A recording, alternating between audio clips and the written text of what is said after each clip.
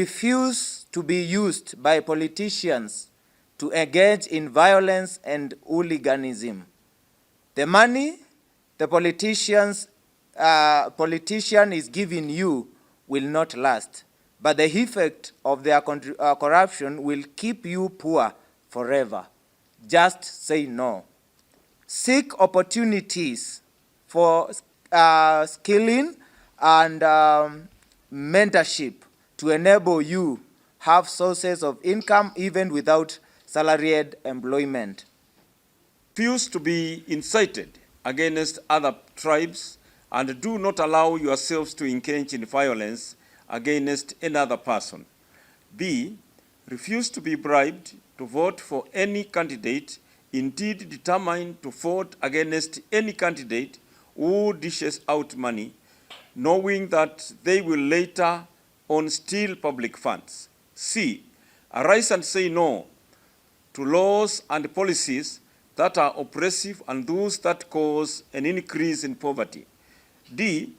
Demand for accountability and good performance from all political leaders as well as heads of constitutional commissions. As a result, the residents in our counties have lost confidence in the political leadership, blaming them for poor performance.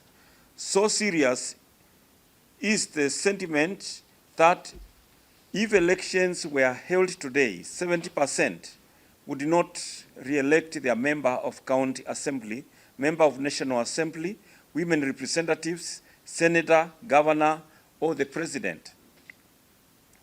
We call upon all political leaders to take a heart the warning God has given in Isaiah 10:1-3. Woe to those who make unjust laws, to those who issue oppressive decrees to deprive the poor of their rights and withhold justice for the oppressed of my people, making widows their prey and robbing the fatherless. What will you do on the day of reckoning, when disaster comes from afar? To whom will you run for help? Where will you leave your riches? Based on surveys undertaken in the Lower Eastern region, we have found that the state of the lives of the people is not good. Some of the pointers of its status are: A.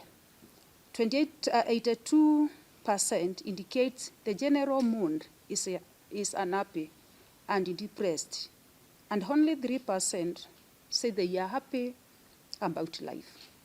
B.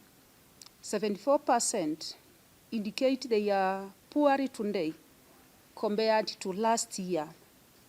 They only compared to the last year, while 26% say their situation is same as last year. C. 90% indicate that cost of living is their highest priority. D.